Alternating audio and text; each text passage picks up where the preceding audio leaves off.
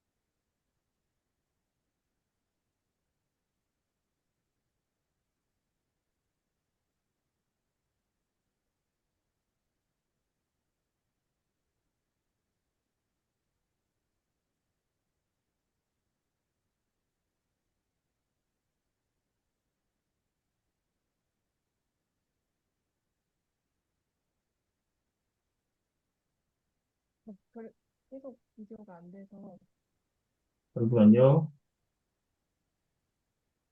이래도 안 되나요?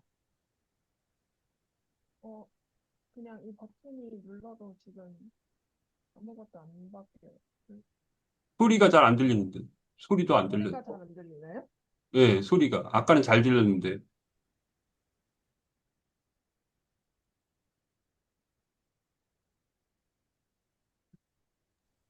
지금도 잘 안 들리시나요?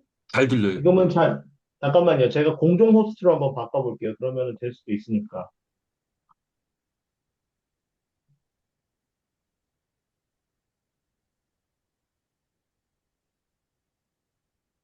어, 아까 됐다 말았다 잠깐 깜빡했는데. 이러면,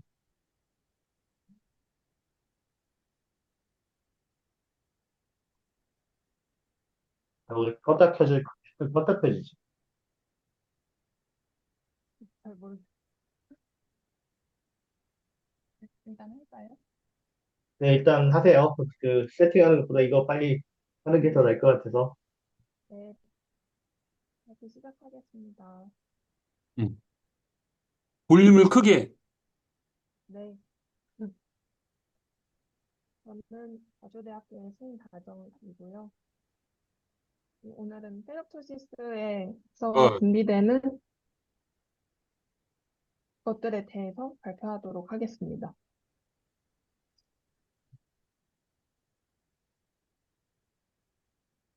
먼저 페르투시스는 트랜스페린 리셉터 1에서 결합된 트랜스페린의 엔도사이토시스에 의해서 유도될 수 있습니다.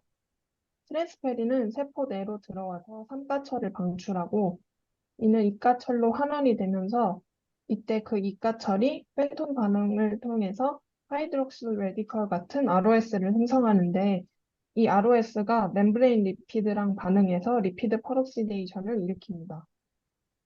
그리고 오른쪽에 지방산 산화효소인 LOX가 폴리언스추레이티드 패티 애시드인 푸파를 산화시켜서 하이드로퍼럭사이드 데리베이트를 만드는데 만들어진 이 데리베이트이 다른 리피드랑 반응해서 산화 과정을 확산시키면서 리피드 퍼럭시데이션이 일어나게 됩니다. 그리고 GPX4도 중요한데 글루타치온인 GSH가 본인은 산화되고 OOH로 표시된 카보실 엑시드를 OH인 알코올로 환원시키면서 본인은 GSSH로 바뀌는 반응의 촉매가 GPX4입니다. 이 GSH의 수치는 세포 밖의 글루타메이트와 셀 안의 시스테인을 교환하는 시스템 XC에 의해서 유지되는데, 글루타치온이 다 떨어지면서 촉매인 GPX4가 작동하지 않게 되고, 그러면 세포막에 환원 반응이 일어나지 않아서 ROS가 계속 쌓이게 되면서 센트럴 리액션이 반복적으로 진행되고 하이드록실 레디칼이 증가하면서 세포막이 산화되어서 결국 멤브레인 손상으로 이어져 페르토시스가 발생하게 됩니다. 그래서 GPX4는 지속적으로 축적되는 리피드 하이드로퍼록사이드를 환원시켜서 세포를 페르토시스로부터 보호합니다. GPX4 외에도 세포막에 결합된 페르토시스 억제 단백질 FSP1은 유비퀴논으로부터 유비퀴놀을 생성해서 일부 암에서 페르토시스를 막아주는 역할을 합니다.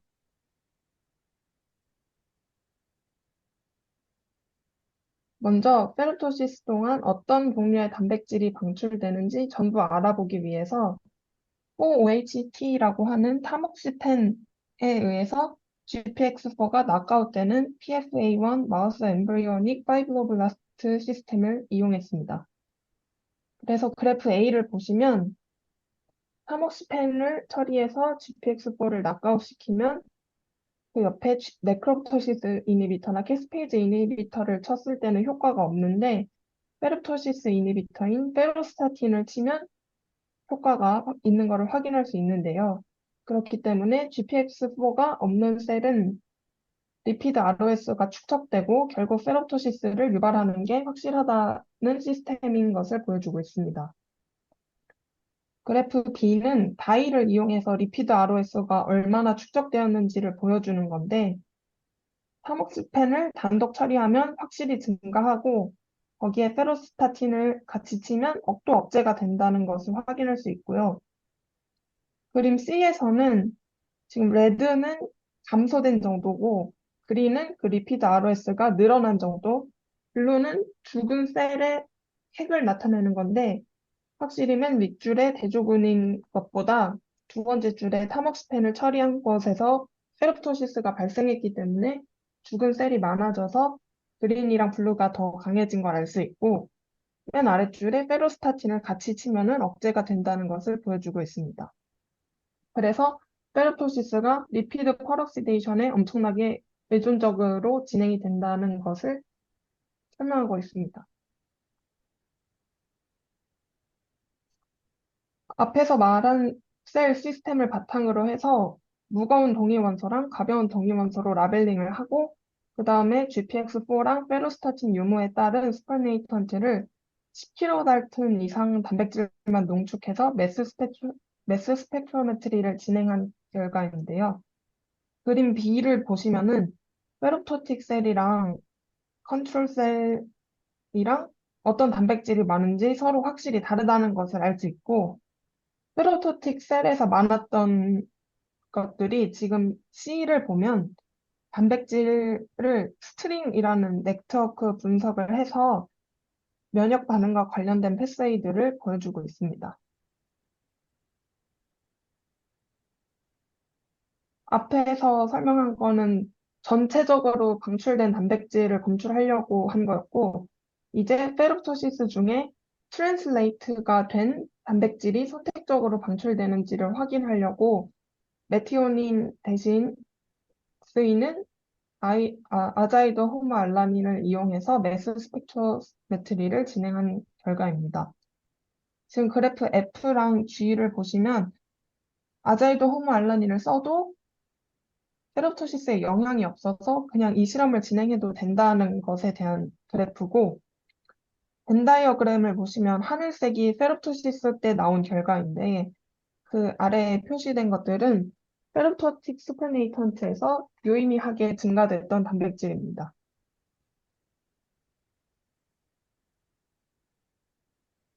세포 사멸시에는 램프가 셀 밖에서 많이 검출이 되는데 TNF 자극에 의해서 에이파토시스나 네크롭토시스가 일어나면서 방출되는 케모사이토카인은 매스 스펙트로메트리로 검출하기가 어려워서 엘라이자로 실험을 진행한 결과입니다. H랑 I를 보시면 GPX4가 낙아웃 되었을 때 오히려 케모사이토카인의 분비가 감소했고 중간에 하늘색 그래프가 낙아웃 된 거고요. 그다음에 그 아래에 J랑 K를 보면 페르토시스 관련 약물들을 쳤을 때 컨트롤과 큰 의미 있는 차이가 없지만 오히려 그래프 L이랑 M을 보면은 에이팝토시스나 네크롭토시스 발생 시에 이런 케모사이토카인이 나온다는 것을 확인했습니다. 결론적으로 네크롭토시스랑은 다르게 페르토시스에서는 CXCL1이나 2 같은 케모카인이 방출되지 않는다고 하는 것입니다. 다음으로 그래프 2를 보시면 FSP1을 과발현해서 페르토시스를 억제하는 그래프를 보여주고 있고요. 그래프 F는 페르토시스가 일어난 PFA1 파이브로블라스트에서 LDH가 증가한다는 건데 마찬가지로 FSP1을 과발현시켜서 페르토시스를 억제하면 하늘색 그래프인 LDH 방출이 줄어드는 것을 알 수 있습니다.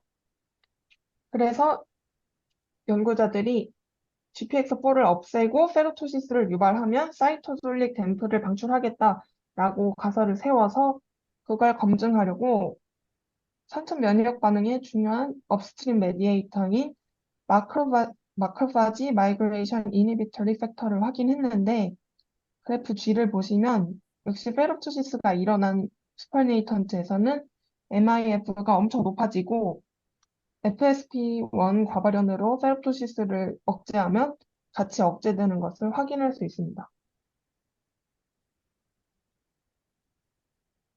근데 그래프 H를 보시면 페르토시스 때도 이 MIF의 mRNA 수준이 변하지 않는다는 걸 보여주고 있고요.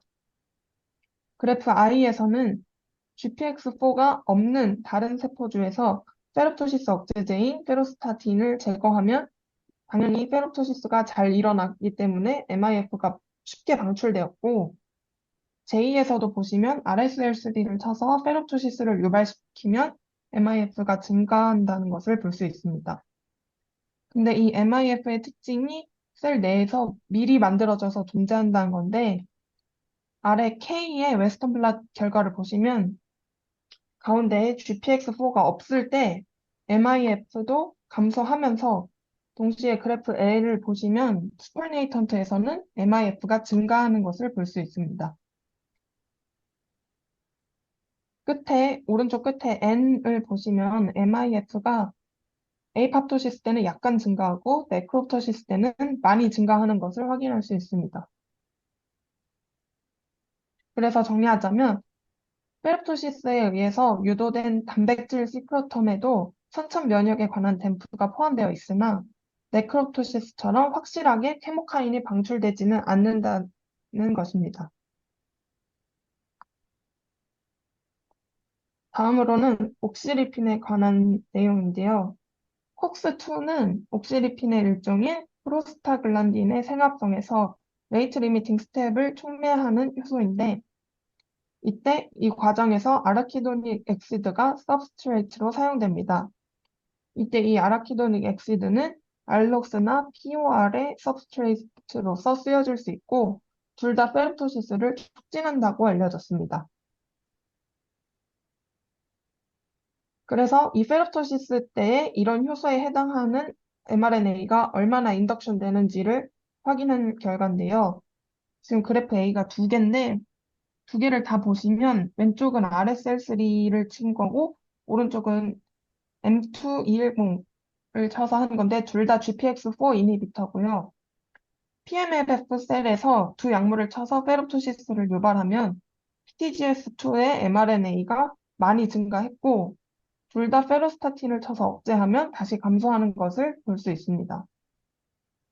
맨 오른쪽에 그래프 B를 보시면 PFA1의 타모스펜으로 페르토시스를 유발하면 PTGS2가 증가하고 FSP1을 과발현시켜서 다시 억제하면 감소하는 것을 확인할 수 있습니다. 그리고 왼쪽 아래 그래프 B를 보시면 RSL3를 쳤을 때 POR의 mRNA는 약간 인덕션 되는 중간에 하늘색 그래프들을 볼 수 있는데 오른쪽 C에서 보면은 RSL3랑 ML210을 동일한 효과인데 ML210을 쳤을 때는 효과가 전혀 없는 것을 확인할 수 있습니다. 그런데 결국 PMLF에서 LPS에 의해서 인덕션된 PTGS2는 페로스타틴을 같이 쳐도 억제되는 효과가 없었고, 이거는 결국 페로토시스가 리피드 ROS를 통해서 프로스타글란딘의 합성에 따로 관여하고 있다는 것을 말해주고 있습니다. 근데 앞에 설명했던 것만으로 페로토시스 중에 옥시리핀이 분비된다고 할 수가 없어서 PFA1의 수퍼네이턴트에서 확인을 한 결과인데 페르토시스를 유발했을 때 프로스타글란딘이 증가하는 것을 확인했습니다.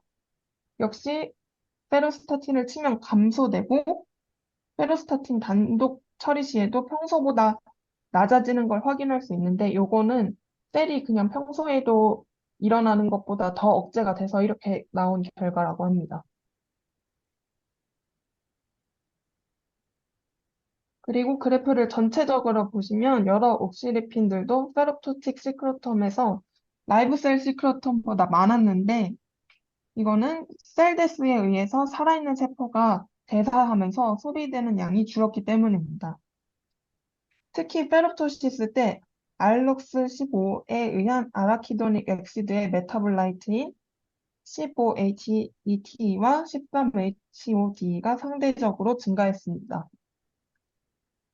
또한 POR율의 리노엘릭 엑시드 메타볼라이트인 이 12, 13 다이에치오에미도 증가를 보이긴 했습니다. 결과적으로 페롭토시스는 염증 반응의 레귤레이터인 옥시리핀을 방출하면서 리피드 ROS 의존적인 PTGS2의 발현을 유도한다는 것입니다.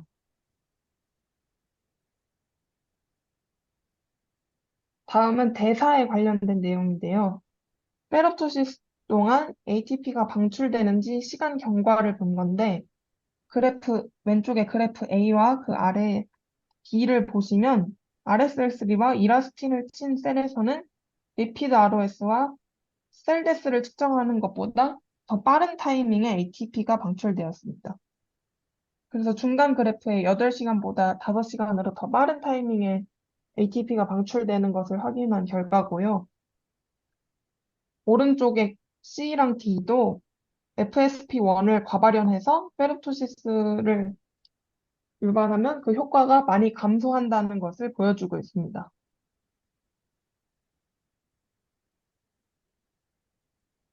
그리고 D에서는 페롭토틱 셀에서 산화된 뉴클레오타이드가 유의미하게 방출되는 것도 확인하였습니다. 이런 결과들로 페롭토틱 셀데스가 발생하는 동안 세포가 뉴클레오타이드나 스몰 메타볼라이트를 방출할 수 있다는 것을 확인하였습니다. 그 옆에 2는 타목스펜 처리 후 30시간이 지난 후인데 이때는 세포 선별이 진행되지 않은 초기 시점으로 퓨린 및 피리미딘 유도체의 세포 내 축적이 나타났고 페로스타틴을 같이 쳤을 때 약간 줄어들긴 하나 완전히 억제되지는 않은 것으로 확인이 되었습니다. 이런 초기 뉴클레오타이드의 축적이 GPX4가 없음으로 인해서 유도된 펜토스 포스페이트 패스웨이인 PPP 메타볼라이트의 증가하는 결과가 서로 일치한다는 것을 알 수 있습니다.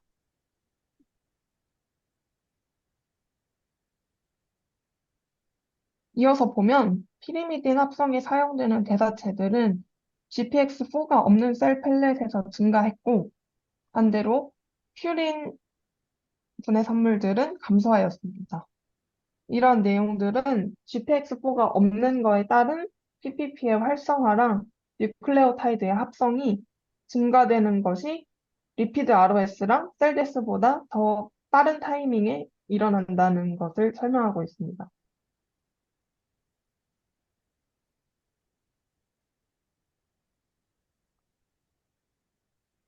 그리고 초기 시점에서 TCA 사이클의 대사체도 증가되었습니다.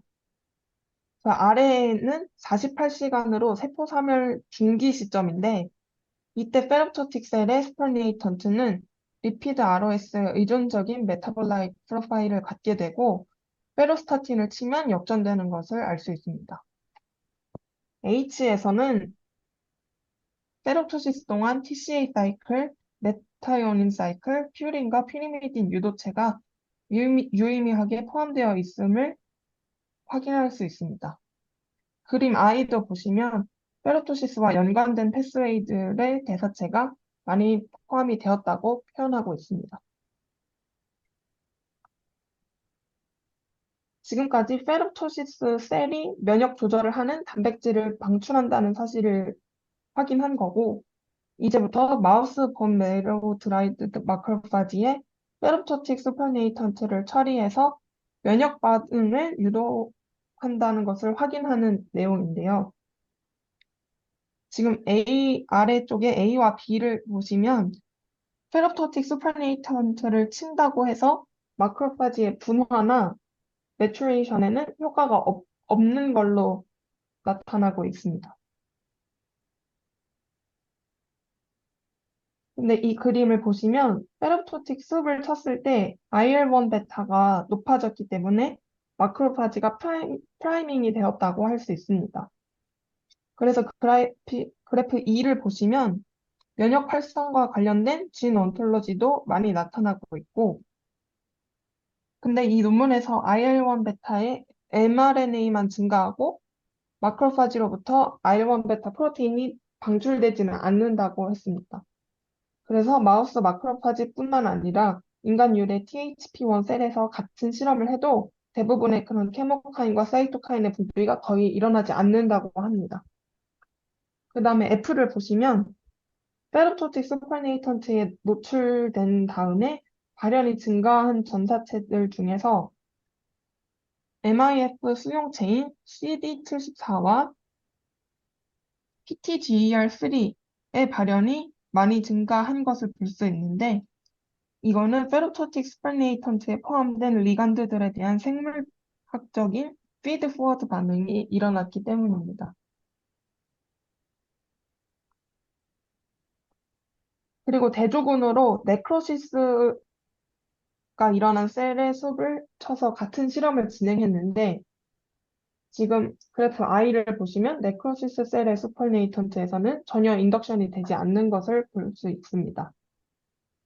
오른쪽의 그래프는 마크로파지가 페롭토시스에서 나온 댐프를 인식할 때 TLR이 필요한지 확인하기 위해서 진행한 실험인데, 필요한 TLR이나 어댑터 프로테인이 없을 때는 전혀 증가하지 않는다는 것을 알 수 있었습니다.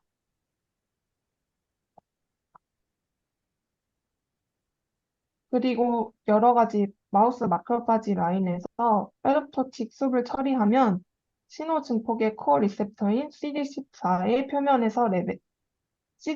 레벨이 표면에서 증가하는 것을 확인하였습니다. 이거는 TLR4 리간드에 의해서 전복될 수도 있다는 뜻입니다.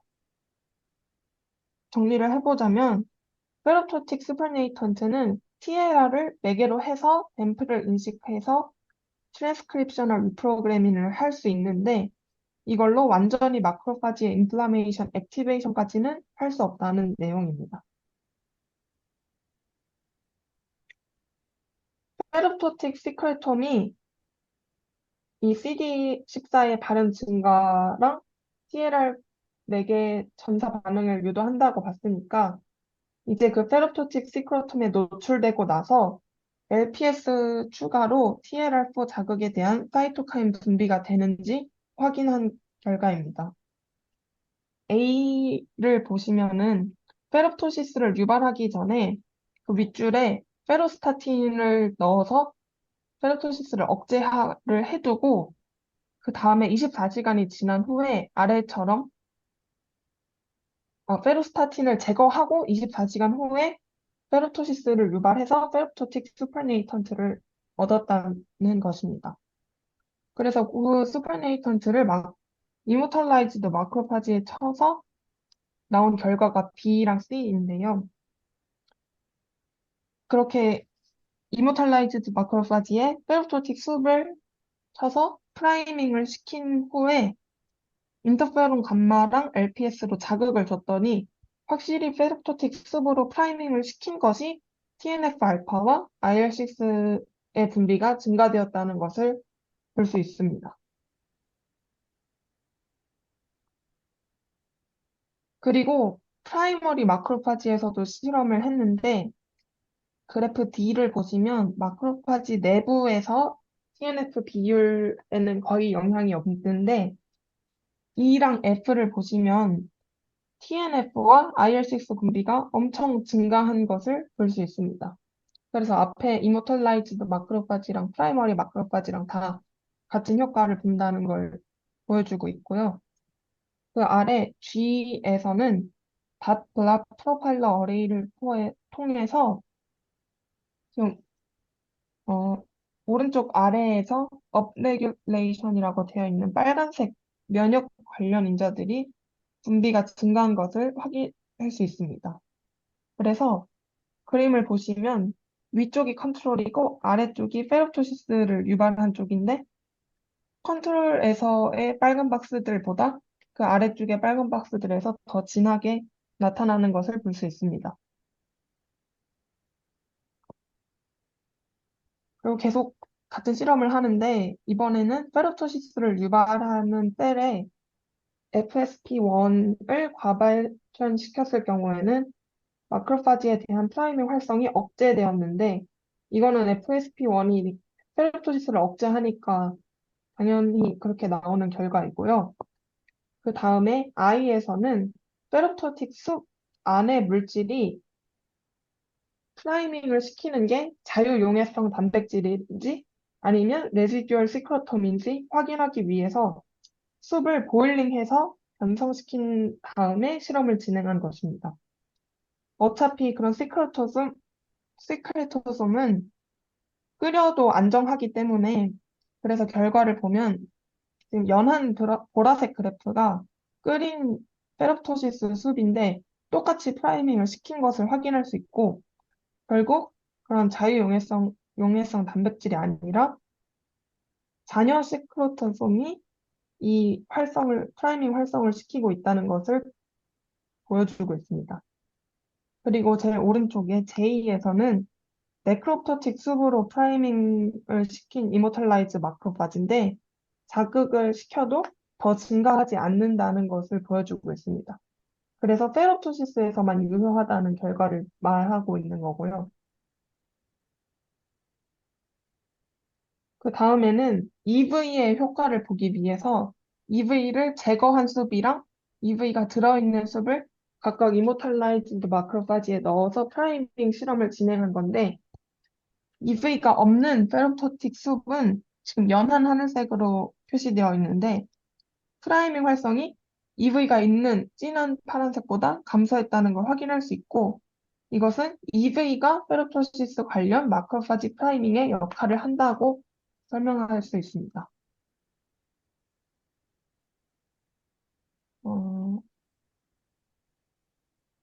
그래서 정리를 해보자면 앞에서 페롭토시스와 네크롭토시스 사이에 분비되는 면역 활성 물질의 차이를 확인했는데 페롭토시스와 네크롭토시스 모두 댐프와 이브의 방출이 공통적이지만 CXCL1, 2 같은 케모카인을 페롭토시스에서는 확인할 수 없었습니다. 그리고 페롭토시스는 GPX4를 이니비션하는 쪽으로 유발하였는데 그래서 스트레스 관련 단백질들이 방출되었습니다. 여기에는 MIF도 포함되는데 이거는 여러 셀대수에서 공통적으로 분비되는 면역 조절 인자임을 확인했습니다. 메타볼라이트 분석에서는 에너지 대사 산물이 축적된다는 것을 관찰할 수 있었습니다. 특히 ATP는 다양한 세포 사멸에서 방출되는 댐프에 포함되고 있습니다. 또한 옥시리핀 분석을 통해서 여러 프로스타글란딘이 방출됨을 확인하였고 이것은 리피드 ROS와 PTGS2 유전자 발현 증가와 연관이 있다는 것을 밝혔습니다. 그리고 페롭토시스에 의해서 생성된 세크레톰은 마크로파지를 프라이밍하고 여기에 LPS를 통한 TLR4 자극 시 TNF와 IL6의 사이토카인 분비를 확실히 증가시키는 것을 확인했습니다. 그리고 FPS1 과발현에서 페르토시스가 억제된 셀에 숲을 치면은 프라이밍 효과가 사라졌으므로 페르토시스가 이런 효과에 필수적이다라는 것을 확인할 수 있었습니다.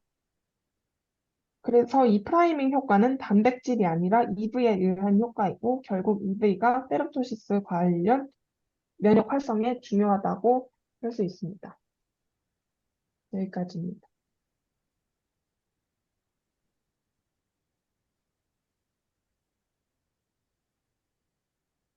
끝났어요. 예, 재밌게 잘 들었어. 잘, 저만 잘 들은 것 같아요. 그, 그렇게 됐는데, 그, 이분들이 실험을 되게 야심차게 했는데, 제가 보기에 마지막에 이제 기능적 스터디를 하면서 EV 실험을 한 거 보면, 세포의 소포 실험을 한 거 보면, 우리가, 이 사람들은 모르지만 우리는 아는 내용이 많이 들어간 것 같아요. 그렇지 않아요? 어떻게 생각하세요? 네, 우리는 이미 알고 있는데, 이 사람들은 겉핥기를 하고 있는 게 아닌가 그런 생각이 많이 들었어요. 특히 막 보일링하고 막 그런 실험 보고 좀 웃겼어요. 이건 막 궁여지책으로 했구나. 음. 그래서 EV를 하는 사람들은 아니었던 거지. 적당히 끝마치려고 엄청 노력했고, 하지만 처음 시작은 굉장히 이분들이 독일 사람들이잖아요. 독일. 처음 시작은 아주 야심차게 약물 사용해서 페롭토시스 유도하면 되는데 그것도 정확하지 않다. 그래가지고 GPX4를 컨디션을 하는 시스템을 이용을 해가지고 엄청나게 어렵게 실험을 이 사람들이 진행을 했죠. 뭐 어떤 의미에서 GPX4 낙아웃이 사실 약물 사용하는 것보다는 순수하게 페롭토시스를 유도하는 정의에 가까운 과정이라고 할 수 있는데 뭐 굳이 뭐 그렇게까지 했어야 되나 그런 생각이 들었는데 그런 생각이 많이 들었어요. 음. 그리고 이분들이 한 거 중에서 제가 재밌게 들었던 거는 그 옥실리핀에 관해서 이게 되게 재밌었던 것 같아요. 옥실리핀. 그, 면은 페롭토시스가 좀 아구가 안 맞는 게 이분들이 기대하기는 뭐 염증성 물질, 메디에이터를 막 만들어가지고 그걸 갖다 분비하고 그러면은 굉장히 판타스틱 해가지고 정말 많이 찾으려고 많이 노력을 했는데 못 너무 셀이 그 염증성 반응이 아니고 죽는 순간까지도 얘네들이 증식을 하려는 그런 특징을 많이 보였잖아요. 그쵸? 맞죠? 그러니까 네, 뭐 저 TCA 사이클에 관한 대사 산물을 늘리고 또 피리미딘 계통이었대. 피리미딘 뉴클레오타이드 신세시스에 관련된 패스웨이를 막 마구마구 증폭시키고. 그러니까 어떻게 생각하면은 뭐 죽는데 뭘 굳이 저 세포가 왜 저런 짓을 하지? 막 그런 생각이 드는 거지. 그래서 좀 기대한 거하고 많이 떨어지는 거지. 그쵸? 그래서 EB를 빼니까 좀 말이 안 맞는 것 같아, 이 사람들. 그쵸? 저는 그런 생각이 들었어요. 아구가 안 맞아, 데이터가. 그러니까 논리 좀 허탈해요. 음. 사이토카인 찾으려고 마구마구 노력했는데 결국은 없어. 다른 레귤레이티드 셀 데스에서는 그 뭐야, 그, 케모카인 라이간드 CXCL1하고 튀었나요? 그게 막 늘어나는 게 보이는데 이것도 늘어나지도 않고. 그래서 그런데 이제 제가 새로 공부한 거는 리, 리폭신이라고 그래요? 리피드, 뭐라고 그래요? 옥실리핀이 많이 증가하는 거, 그게 제일 재밌었던 것 같아요. 옥실리핀. 그래서 저도 옥실리핀에 대해서 예전에 드문드문 들어서 다른 사람들이 설명해준 거를 종합해가지고 이번에 공부 사실은 많이 했어요. 많이 한 건 아니고 그냥 재밌게 들었어요. 혹시 옥실리핀이 뭔지 알고 계신지요? 야시드하고 비슷하던데 에스피린하고 딱 예? 보니까 아스피린하고 패스가 똑같은데? 보니까 예? 방금 보니까 아스피린. 그렇죠. 예. 아스피린하고 패스가 아주 똑같은 건데. 중요한 말씀을, 똑같은 겁니다. 그, 응, 우리가, 그, 그러니까 한마디로, 그, 우리가 스트레스 상황 또는 직접적으로 염증이 일어나는 상황에서 염증성 신호가 활성화가 되면 아라키도네이트 응, 20개짜리, 카본 20개짜리 오메가 6 패티 엑시드가 세포질로 분리가 되는데 분리되는 아라키도닉 엑시드를 대사를 대사라기보다는 거기다가 산소를 붙이는 효소들, 그러니까 콕스나 아니면은 우리 송대관 학생이 설명했지만 PTGS2가 콕스2거든요. 콕스2나 아니면은 알록스 5, 12, 15 얘네들이 그 아라키도네이트에다가 산소를 갖다 붙여가지고 여러 가지 물질들을 만드는데 그거 그거를 종합적으로 옥실리핀이라고 하나 보더라고요.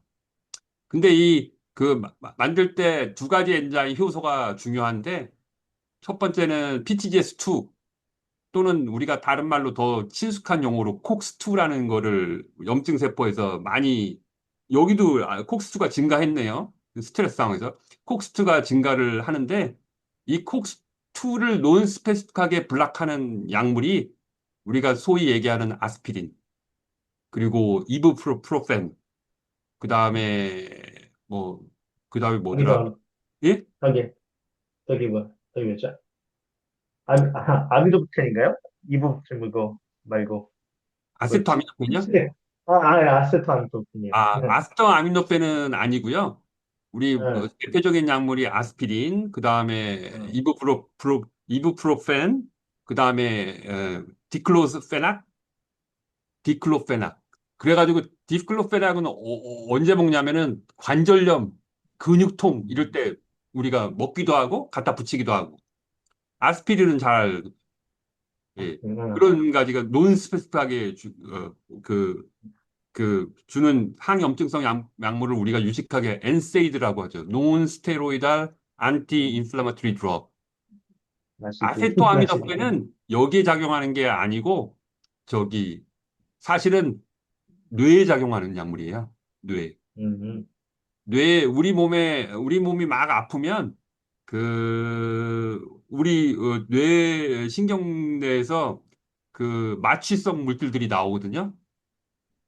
그걸 엔도카나보이드 시스템이라고 하는데 카나보이드라고 하면은 마리화나. 그러니까 아니, 말았어. 네. 마리화나하고 비슷한 물질들을 분비를 하는데 아시토아미노펜은 그런 약물을 억제하는 약물이 되겠습니다. 그러니까 국소적인 통증이나 국소적인 염증에는 아시토아미노펜이 그렇게 막 효과가 뛰어나지 않고 우리가 아시토아미노펜을 부를 때는 엔세이드라고 안 부르고 그냥 아날제식스, 진통, 그리고 안티파이레틱스, 그래서 진통 해열제라고 부르죠. CNS에 뇌에 작용하는 약물입니다. 그래서 그거 공부하고 재밌었어요. 그거 하다 보니까. 예. 맞습니다. 이건 좀 실험 보면서 제가 두 가지 납득이 안 되는 게 몇 가지 있었는데, 첫 네, 번째로 여기 레디오 아이소토 쓴 건데, 뭘 쓴 거죠? 지금 거기에 나오지 않아가지고, 뭘 쓴 거예요? 여기 리퀘 크로마토그래피에서 보통 레디오 아이소토 해가지고 한 다음에 이제 매스 스펙으로 돌리는데, 저는 수도를 해본 경험이 있긴 해서, 근데 이거 못 썼어요? 지금 여기 써놨는데 라이트 아이소톱은 라이트 아이소토는 트리티움을 썼나? 8, 8, 어, 라이, 거기에 왜 납득이 안 가냐면, 여기 보통 라이센스 탄하고 아르기닌 10에 붙이긴 하는데 여기다 그냥 그 레디오 아이소톱 동일한 레디오 아이소톱을 같이 붙여가지고 이게 헤비로 하고 라이트로 바꾼 건지 아니면 아예 아이소톱을 다른 걸 써가지고 라이트하고 헤비로 한 건지 여기를 볼 때는 헤비하고 라이트는 그냥 동일한 레디오 아이소톱 그냥 써가지고 쓴 것 같은데 그 뭘 썼는지 잘 모르. 라이트에는 중수소를 쓰고 헤비에는 삼중수소를 써서 다 표지를 한 것 같아요. 그러니까 하나는 트리티움 썼다는 얘기네. 네. 음. 그러니까요, 근데 제가 응, 이거는요, 응, 이게 응, 소위 얘기하는 메타볼릭 레이블링인데요. 응. 메타볼릭 레이블인데 그 트리슘이나 아니면은 라이트는 이중하고 삼중 수소를 가진 아미노산을 삽니다. 아모샴이라는 회사에서. 음, 그러니까 아예 이게 헤비 사요. 아이소톱 예, 그 무거운 레이블 아이소톱을 쓰는 게, 예. 예, 레이디오 아이소톱이 레이블링된 아미노 액시드를 사가지고 그 다음에 이 세포를 이거 펄스 앤 체이스 실험이거든요. 이런 걸 되게 전통적으로 세포를 키우다가 세포에서 배지를 다 빼고 메사이온이 이 사람들이 그 되게 옷잘 그 쓴 거 같아요. 메사이온이는 뒤에서 한 거고 이거는 앞에서 라이신이나 아미노 액시드가 빠진 라이신이나 알진이나 저기 좀 아미노 액시드가 빠진 배지 아니면 조금 들어가 있는 배지에다가 이 레디오 아이소톱을 넣어가지고 펄스 세포 안에 많이 들어가게 하는 겁니다. 그 다음에 워시를 한 다음에 예. 그 세포를 뭐 이 사람들 목적은 이제 그 페로토시스 때 생성되는 새로 생성되는 걸 봤거든요. 그러니까 이 사람들이 원래 이 실험을 한 목적은 중수소 이 둘 중에 하나로는 베이살 레벨로 단백질 신세시스를 그 베이살 레벨 컨트롤로 쓴 거고요. 하나는 페롭토시스 때 딱 펄스를 딱 아미노산을 줘가지고 이 세포 3일 동안 새로운 합성되는 물질들을 찾은 거예요. 그래가지고 아니, 봤더니 예. 재밌는 게 하나도 안 나오고 못 너무 그 프로테인 저기 저 샤페론이 좀 나왔고 히샤 프로테인들이 좀 새로 합성됐다는 게 나왔고 그 다음에 보니까 그 단백질 트랜슬레이션에 관련된 팩터들이 줄줄이 나왔어요. 그래서 이거는 제가 왜, 예, 예 예 예, 이렇게 합니다 예. 보통. 그러니까 저는 이거 가지고 메타트레이트 가지고 저는 한 20년 전에 넘게 그 실험을 했어요. 이 실험을 했었거든요, 아예. 예. 예전에는 좀 그래서, 센 예, 아이소톱을 썼는데 요즘에는 보니까 트리슘하고 우리 이중수소를 뭐라 그래? 그걸. 이중수소. 좀 이거는 부담이 엄청 덜하죠. 그거 아마 제가 수소도 이중수소 정도면은, 아, 굉장히 중요한 건데. 무이테리움. 예. 어, 이 정도 아이소톱을 가지고 이 실험을 하면 옛날에 비하면은 엄청 그 스트레스가 덜하죠. 예전에는 우리가 흔히 이런 거 쓰던 게 제일 많이 쓰던 게 그 메사이온인데 C14 카본 아이소톱을 가지고 이걸 했거든요. 그래서 상당히 네, 아이소톱 덴시티가 세죠. 무거운 거. 예. 제가 그거 가지고 쭉 찢고 아예 그 걸어놓고 제가 근데 이 정도 C14 정도면은 납조끼까지는 안 입습니다. 그렇게 입으라 그래서 하긴 했는데 하여간 베타레이가 나오니까 그 납조끼까지는 필요 없고 감마선이 크롬 같은 거 쓸 때 크롬 아이소톱은 감마선이 나오기 때문에 납조끼를 입어야지 되는데요. 납조끼 한번 입어보면 그지 같아서 이제 벗고 실험하죠. 음. 그러니까 참고로 베타선은 플라스틱 두께 어느 정도 되면은 가릴 수가 있는데 그 감마선은 그러니까 우리 원자폭탄 터져지면 감마선이 제일 많이 나오는데 감마선은 플라스틱 갖고는 안 되고 납조끼를 입어야 되는데 뭐 납득기 해봤자 그거 입어봤자 무슨 목은 다 제일 저기 그 레디오 아이스톱의 액티비티에 취약한 데가 이 저기 목의 사이로이드 갑상선인데 그거는 납득기는 그거 못하게 돼 있거든요 여기 딱 그래서 그냥 실험을 네. 빨리 끝내고 그 쉬자 그런 목적으로 그냥 저는 그냥 딱 가뿐하게 딱 앉아서 했습니다. 음. 그거 가지고 맨날 미역국 드시지 않으셨나요? 끝나고? 네? 그거 끝나고 미역국 드시지 않으셨나요? 아, 그런 거 없습니다. 그냥. 다 식은 그러니까 그것 때문에 쎄해졌다. 왜 이것 때문에 제가 납득이 안 갔던 게 여기 분명히 그 웬만큼 걸리는 게 다 걸릴 텐데 엘라이저로 다시 실험했다는 게 좀 마음에 걸렸고 사실. 아닙니다. 이거 갖고는 이 정도 해가지고는 안 걸려요.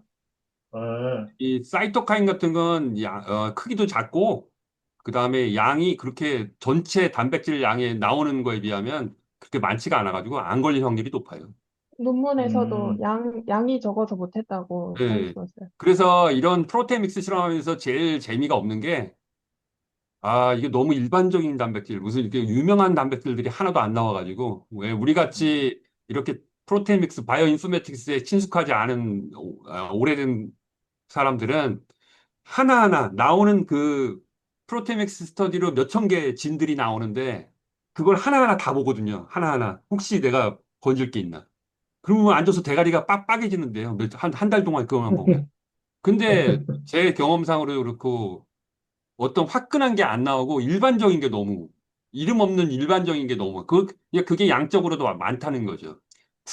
사이토카인이 쌈박하게 뭐 할 때 뭐 이 사람들은 CCL1하고 CCL2를 찾았지만 그런 게 딱 하고 뜨면은 얼마나 기분 좋겠어요. 예, 그런데 실제로 그렇게 판타스틱하게 나오지 않아요. 그래서 프로테닉스는 경향을 보는 거는 좋은데 여기서 하나를 찾아가지고 들어가려고 그러면은 그 굉장한 노력과 또 요행수를 바라고 들어가야 되고 하지만 전체적으로 어떤 변화가 일어나는지를 파악할 때 두리뭉실하게 파악할 때는 이 저기 프로테믹스 뭐 이 사람들은 리피도믹스 메타볼로믹스도 했지만 경향을 분석하는 데는 아주 좋은데 이 사람들이 할 건 다 했는데 결론이 너무 미미하다 그럴까? 이 사람들이 한 시도에 대비해서 너무 판타스틱하지 않았다. 그래서 그런데 아, 이 논문을 제가 주목한 이유는 이 사람들이 얼렁뚱땅 끝내버린 파트를 내가 잘 알고 있을 것 같다는 그런 어떤 그런 생각이 들었다는 거죠. 음, 하나 글쎄요. 더 저기 아까 그 페라타시스 그 슈퍼네이턴트 관련해서 이거 지금 옵티마이즈 된 건가요? 시간 타입으로 옵티마이즈 된 건가요? 아니면 그냥 그 몇 시간 없이 그냥 쓴 건가요? 이게 몇 옵티마이즈 시간 된 다 데이터가 똑같이 아니 그 잠시만요. 보통 슈퍼네이턴트 하면 일반적인 경우에서 슈퍼네이턴트 할 때 시간별로 해서 이제 그 나오는 물질별로 그 농도별로 이렇게 얼마다 이제 최대하고 최소 이거를 보긴 보거든요. 근데 그런 그 과정이 없어가지고 이게 없는 상태에서 지금 실험을 한 건지. 근데 이게 그 타목시펜으로 계속 GPX4를 낙아웃 하면서 한 거여서 뭐 하고 24시간 후, 뭐 RSL3 치고 24시간 후 약간 다 요렇게 거의 쓴 것 같아요. 그러니까 이게 저희 보면서 이제 그 마크로페이지 프라이머 역할로 본다 그러면 시간대별로 사실은 나오는 게 조금씩 그 사이토카인도 조금씩 다를 거라고 예상이 되는데 이거를 그거 없이 그냥 일정한 시간 딱 하나 딱 해가지고 이제 쓴 건지 아니면은 그걸 보고서 쓴 건지 지금 그게 그 데이터가 없어가지고 지금 약간 좀 그래서 좀 시간별로 데이터가 있으면은 이게 옵티멀하게 볼 수 있지 않았을까라는 생각이 드는데 그런 게 없어가지고 보통은 하고 골라서 하지 않았을까요? 그렇지는 않을 것 같은 느낌이 지금 들어서 그냥 있는 그대로 이쪽에 그, 그 페라토시스 일어나는 그 시간이다. 그래서 그거를 전혀 하지 않고 이 정도다. 이 정도면 괜찮겠지 하고 그냥 쓴 것 같은데 시간에 대한 얘기 하나도 안 나 있어가지고 뭐 그래서 어차피 여기 슈퍼네이턴트도 그 원하는 그 사이트의 농도나 이런 게 충분히 있을 텐데 그런 데이터가 지금 하나도 안 난 상태에서 이걸 지금 실험을 해서 너무 좀 이상하다는 생각이 좀 들어서 이 사람들 보통 그런 이 사람들 독일 사람들이에요, 독일. 그렇게 허투루 실험하는 사람들은 아니에요. 그냥 물론 허투루 실험 이 예. 사람들은 그 페롭토시스가 일어나는 상황을 다 시간적으로 모니터링을 해서 이 모든 조건에서 똑같은 농도로 세포가 죽었을 때까지 이 죽은 그 세포가 터져서 나오는 그걸 농축해가지고 계산해서 했어요. 음, 그리고 스트레스 받는 동안에 이게 이 실험할 때 나오는 물질들은 사실은 축적이 되니까 어느 정도 농축이 되니까 괜찮은데 이제 이 사람들이 고민했던 건 뭐냐면 아, 나, 어떤 실험인지 그 세포가 터져서 나오는 물질을 연구하려고 하면 우리가 셀 컬처 할 때 쓰는 피탈 보바인 시름 그거가 있는 들어간 상태에서는 실험은 아무 의미가 없어요. 왜냐면은 워낙 피탈 보바인 시름이 농축이 많이 돼 있으니까 단백질 덩어리도 아, 그런 그럼 덩어리가 그렇죠. 없어요. 그러니까 그게 그렇죠. 0.001%만 섞여도 모든 그 음. 여기 시크릿홈에 다는 FBS예요. 예. 그래서 이 사람들 그렇지만 그래서 저도 이런 실험을 할 때 어떻게 하냐면은 세포를 죽는 자극을 주기 전에 워시를 해요.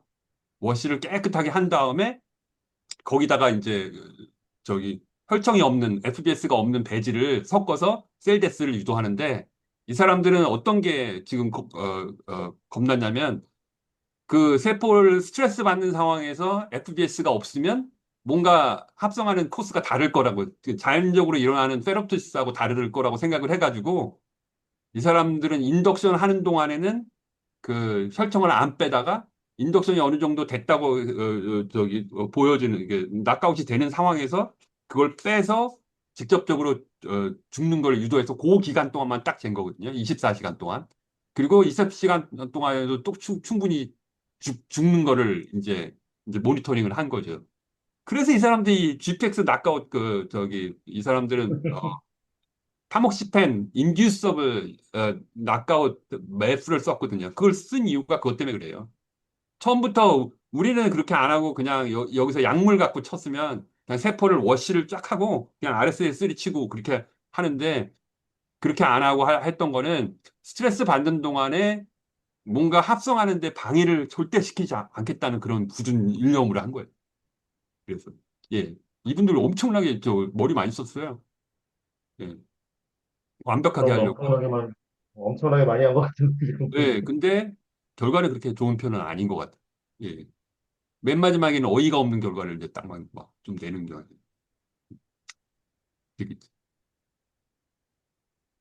그래서 우리 송다정 학생은 이걸 보고 어떤 느낌이 들으셨는지, 어떤 논란 좀 재밌게 본 부분이 어딘지요? 그냥 그 똑같은 프라이밍 그 부분에서. 예, 근데 여기서는 계속 페롭토시스만 되고, 뭐, 네크로토시스는 안 된다. 이렇게 얘기를 하잖아요. 그렇죠. 그럴 가능성이 높지요. 근데 근데 저희가 그 예, EV를 농축해서 쓰잖아요. 이비를 농축이 농축해서 아니고, 그러니까 농축해 그 쓰는 거죠, 다른 맞죠? 프로테인 다 빼고 EV만 쓰고 그렇죠, 그렇죠. 있으니까 예, 사실 그게 양이 엄청나게 훨씬 많을 거잖아요. 그냥 이렇게 전체로 하는 것보다. 당연하죠. 전체로 보면은 농축된 거니까. 그 다음에 EV 프랙션이 엑소존 프랙션이 적잖아요. 그러니까 우리가 하는 그래서 거는 굉장히 아티피셜한 거죠. 그래서 양이 엄청나게 많으면은 음. 많아서 프라이밍도 지나서 액티베이션까지 이렇게 되는 건지 그런 건 그냥 아닌 그런. 것 같아요. 왜냐면은 프라이밍하고 저 매크로파지의 프라이밍하고 이 사람들이 나도 이 용어가 낯설은데 프라이밍하고 액티베이션은 엄격하게 분리가 된 패스입니다. 엄격하게 어, 완전히 분리가 됐습니다. 예, 굉장히 중요한 얘기인데 근데 그 프라이밍을 할 수 있는 요소는 사실 뭐 EV, 엑소점도 있지만 그 분비되는 물질들이 대부분 ATP도 그렇고 다 프라이밍 할 수 있는 능력이 있어요. 예. 그래서 그런데 이 사람들 한 실험 보면은 그 보일링 해도 된다. 뭐, 그 다음에 엑소점 빼면은 파셜하게 없어진다. 그 맞는 것 같아요. 네. 왜냐하면 포션으로 생각하면 엑소점은 양이 작은데 그거를 없앴는데도 이게 그래프가 내려가는 걸 봐서는 상당한 그 얘기는 엑소점이 효과가 더 좋다는 얘기죠. 우리 리플레이스랑 네. 똑같은 거죠. 뭔 말인지 네. 알죠? 네. 그거하고 같다는 생각이 들고, 그 다음에 그러면은 엑소점 내에 어떤 물질이 프라이밍에 관여할까? 사실 저도 비슷한 실험을 예전에 했었는데요. 엑소전 내 뭐가 프라이밍 역할을 할까? 어거지로 실험을 했는데 사실 그 데이터를 제가 좀 믿기가 좀 어려운데 어쨌든 이분들은 보일링을 했지만 저는 프로테인 스케일로 단백질들을 싸그리 없애버렸더니 그래도 얘가 프라이밍하는 효과가 있더라고요. 음. 그래서 뭐 가설은 몇 가지 써가지고 했는데 잘 모르겠어요. 그게 맞는 건지. 음. 하여튼 저는 단백질을 다 녹여도 그런 효과가 여전히 된다는 걸 봤어요. 근데 그 실험을 보니까 2015년도에 누군가 이미 했더라고요. 또 한 사람들이 있더라고요. 그 비슷한. 그 송다정 학생한테 한번 물어볼 건데, 이거를 동일하게 만약에 인비보에서 한다면, 그, 만약에 동일한 효과가 나타난 시간이 똑같을 것 같아요? 아니면 다를 것 같아요? 인비보에서 실험했을 경우. 어, 더 느리지 않을까요? 음? 아니에요? 잘 모르겠어요. 안 해봐서. 저는 저는 더 빨라질 것 해봤는데요. 같은, 저는 예, 해봤는데 인비 기본적으로 제가 인비보 실험에서 느낀 거는 의외로 마우스의 서큘레이션은 내가 생각하는 거 그거 누가 계산까지 했는데 한 바퀴 예, 도는 시간 예, 인비보가 더 빨라요. 물론 예. 어디를 통해서 들어갔냐가 틀리겠는데 우리가 보통 IP 인트라 페리토니아 인젝션 하거나 아니면 인트라 트라케알 또는 IV를 인젝션을 하는데 셀 컬처 해서 하는 것보다 더 빨라요. 제가 속도가 보기에는 빨라요. 이 3-4시간 안에 다 비슷하게 나온 것 같은데요. 지금, 3-4시간 아니고 2시간 내도 효과가 나타나요. 2시간. 마우스 실험이 예, 용량을 정하는데 참 되게 어려운데 제 기준은 이거예요. 내가 100파이디씨로 실험한 거를 마우스에서 똑같이 한 마리랑 담당을 하면 시간은 좀 빠르고 용량은 똑같아요, 거의. 효과가 나타나요, 지금. 그러니까 약물을 친다고 그럴 때 그 100파에 들어가는 양을 그대로 마우스 한 마리다 치면은 거의 비슷하게 떨어져요. 물론 그 언저리부터 시작해가지고 앞뒤로 그 도스 리스판스 커브를 봐야 되겠지만 거의 비슷해요. 100파이 하나가 마우스 하나라고 생각하면은 되게 이해하기 편해요. 제 경험상. 그래서 속도는 마우스가 더 빠른 것 같아요. 나타나는 거 보면 엄청 빨라요, 이게. 뭐, 사람보다 서큘레이션 훨씬 빠르면 심지어 동수가 훨씬 빠르잖아요. 마우스가. 예, 설치력이. 마우스라는 동물이 크기는 그 사람보다 엄청나게 작죠. 이 한 마리당 뭐 20g밖에 안 되니까 20g. 그런데 얘네들이 대사 속도는 그, 그 몸무게에 비해서 엄청나게 빨라가지고 그 약물도 더 들어가고 예. 그러니까 크기만 갖고 사람이랑 비교를 하면 안 되고 그 약물 도수를 볼 때 얘가 대사 속도가 빠르기 때문에 우리가 보통 경험적으로 사람 도수를 측정할 때 한 10배? 10점 몇 배를 우리가 루틴하게 그러니까 마우스에서 1g을 썼다 그러면 사람에서는 12g, 11g 정도 쓰면은 대략 맞아 떨어지는 걸로 알고 있어요. 마우스가 대사가 빨라요, 되게. 엄청나게 빠른. 수명도 짧지 그래서. 당연히 그렇죠. 그래서 사실은 전 지금 저희도 이분들이 하는 실험이랑 비슷한 우리 송다령 학생이 고민을 하고 있는데 그, 이거를 떻게 실험을 돈은 많이 없고 돈은 많이 없기 때문에 이렇게 많이 이분들처럼 이렇게 그 많이 할 수는 없고 어떻게 효과적인 데이터를 낼 수 있을까 그걸 고민하고 있어요. 특히 시간 고민 많이 하고 있어요. 예. 시간 많이 고민하고 있어요. 인플라마토리 리스판스를 볼 것인가, 아니면 리커버리를 볼 것인가, 뭐 이런 것도 고민하고 있어요. 그래서 이번에는 IV로 한번 테일베인 인젝션을 한번 해보려고요. 저는 테일베인 인젝션을 제대로 해본 적이 몇 번 없어요. 그래서, 저는 많이 해봤습니다. 저는 많이 해보기 테일베 인젝션인데 지금 손이 떨려서 제대로 할 수 있을지 모르겠어요. 이게 힘들더라고요. 뭐 많이 어쩌다 들은 게 힘듭니다. 테일베인 인젝션이라 해가지고요. IV를, 인트라비너스 인젝션을 해야 되는데, 어떻게 할까 지금 고민 중이에요. 그거 많이 힘듭니다. 아마 잘못하면 흔들려가지고, 휘둘려가지고 다시 옆으로 찍고 계속 네, 그래야 예, 돼서 예, 예. 그래서, 힘듭니다. 많이 힘듭니다. 왜냐면 또 그거 한다고, 마우스 꼬리 여러 번 찌르면 그거 자체가 또 스트레스래 가지고, 능숙하게 한 번에 딱딱딱 넣어줘야 되는데, 그거 어떻게 해야 될까 지금 고민 중. 어, 그거는 실습에서 연습밖에 없고요. 저랑 최현준 선생님처럼 나이가 들면 그게 손이 덜덜덜 힘이 없어가지고 덜덜덜 떨어가지고 안 되고요. 그거 아마 저기 키트로 연습 많이 해야 될 겁니다, 학생들이. 저 키트 가지고 있습니다, 저는. 시험 테일베리 키트 인젝션 가지고 있습니다. 키트가 있어요? 그런 거 있습니다.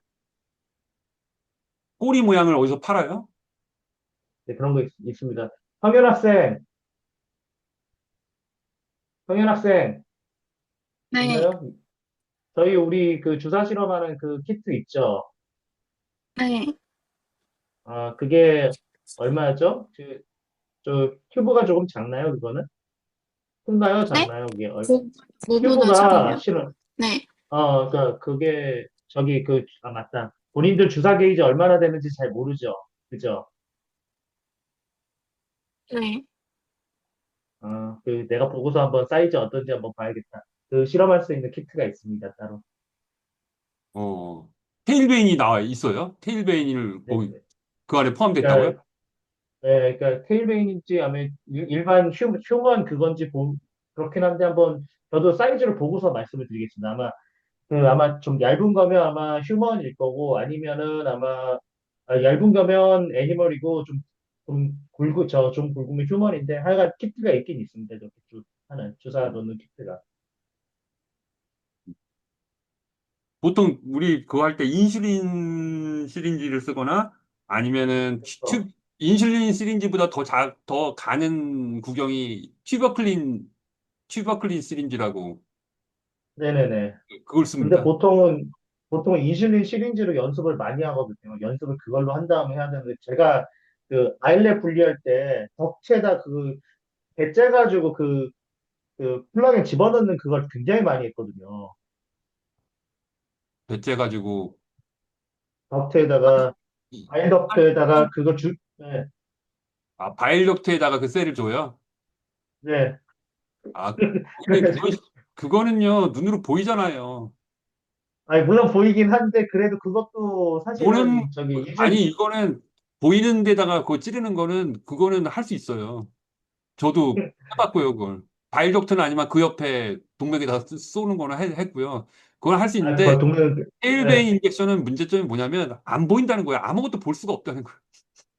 아니 그거 아니 보여줘야지. 보면 이렇게 잠깐 그러면 보이긴 합니다. 이렇게 그림내면 안 보여요. 혹시 근데 아니, 제가 보이던데? 테일베인이 어떻게 보여요? 안 보여요. 그걸 보이게 하려고, 그걸 보통 사람들이 가열을 하잖아요. 쥐를 아 가열을 하잖아요, 쥐를. 그게 사실은 그 드라이어죠. 드라이어로 이렇게 긁어서 하긴 예, 하는데 그거나 아니면은 파스를 발라줘요, 꼬리에다가. 파스. 저희 그러니까 이게 제가 뭐 하냐면 여기다 살짝 살짝 이렇게 해가지고 그러니까 지금 피 안 나게 살짝 긁어내가지고 드라이어로 이렇게 한 다음에 이렇게 뭐 보통 많이 했는데 안 보여요. 안 보이는 데다가 찌르니까 어렵죠. 그거, 바일럭테다 하는 건 관이 보이잖아요. 보이는 건 그냥, 물론 그거 보이죠. 예, 안 보인다는, 얘가 얇고, 안 보인다는 특징이 있어. 어디 있다는 것만 대략 추측이 돼요. 근데 피아로 들어갈 확률이 훨씬 높아, 찌르면. 이게 어쨌든 못해요, 저는. 저는 못한다고 어찌됐든 생각해요. 네. 여러 번, 그리고 예 다음 주에 아마 저희 누구죠? 성현 학생인가요? 예은 학생인가요? 다음 주에 저희 은별이인 것 같아요. 은별 학생 하면 네, 제가 보내드릴 거고, 그, 논문을 오늘이나 내일쯤에 보내드릴 거고, 그리고 29일 날 한 거는 이제, 최영 교수에게 보내긴 했는데, 될 수 있으면 그거는 다른 사람한테 공유를 좀 안 해줬으면 좋겠어요. 엔도에서 나온 내용, 그거는 좀 공유 안 해줬으면 좋겠고요. 그리고, 참, 최영 선생님, 저번에 얘기했던 CAD 관련해서, 3D 프린팅 예, 예, CAD 예. 관련해서 그거 최영도 선생님이 한 사람만 배우실 거예요? 아니면 그 랩실 인원 전부 다 배웠어요? 아니요, 제가 캐드를 배울 리가 없죠. 같이 해야죠. 같이. 아, 제가 할 그, 일은 제 분야가 아니죠. 캐드를 아, 이게 뭘 뭐하러. 그러니까 테드라기보다는 원래 그 간단하게 그 스라이드나 이런 그 구조물 이렇게 할 수 있는 그 프로그램이에요. 사실은 제일 편하게 하기 쉬운 프로그램이라서 그걸 어떻게 할까요? 제가 저희 채용 선생님 그 랩에 가가지고 아예 강의를 하나 해서 강의 형식으로 하나를 할까요? 아니면 어떻게 할까요? 어차피 아니에요. 우리는 캐드를 배울 필요가 없어요. 그거는 그러니까 같이 상의해서 해야 돼요, 같이. 뭐, 그걸 아 알겠습니다. 해가지고 그걸 갖다가 오가노 칩을 갖다가 디자인하고 그거는 우리 파트가 아니에요.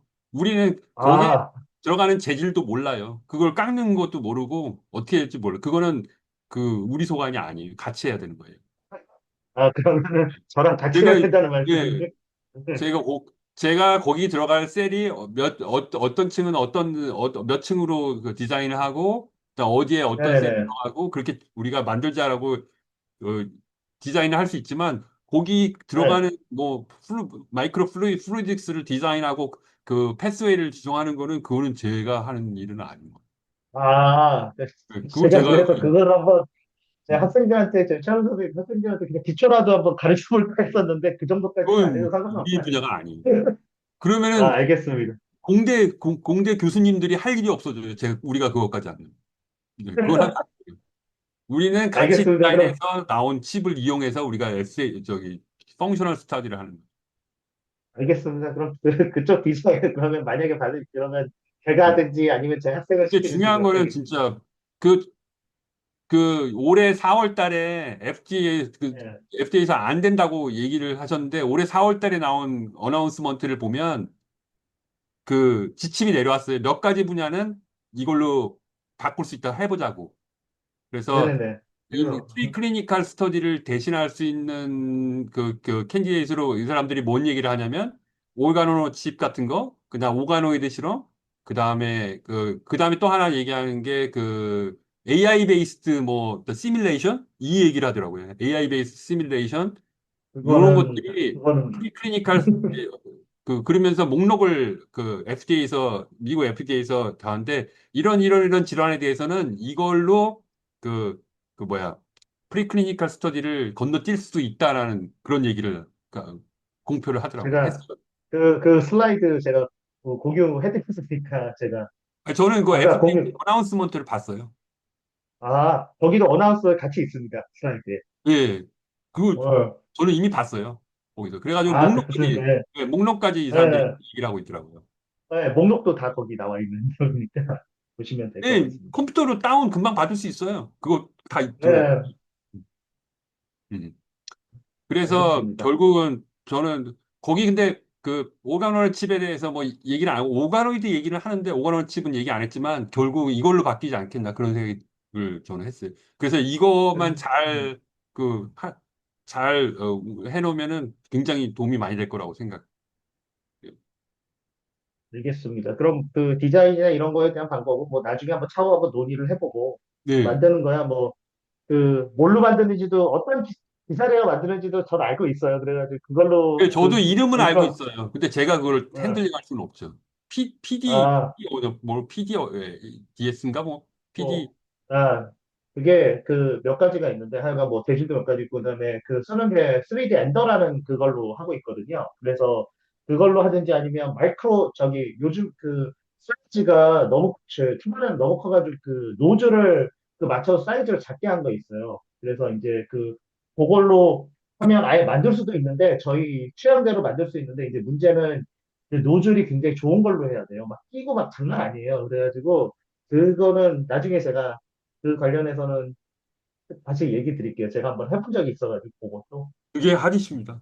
그거 진짜 해야 돼, 진짜. 네, 음. 네, 알겠습니다. 그럼 다음, 그 은별 학생이 하는 걸로 하고, 제가 논문은 나오고 한번 다음 주에 뵙겠습니다. 네, 네. 그, 송가준 학생 너무 수고 많으셨어요.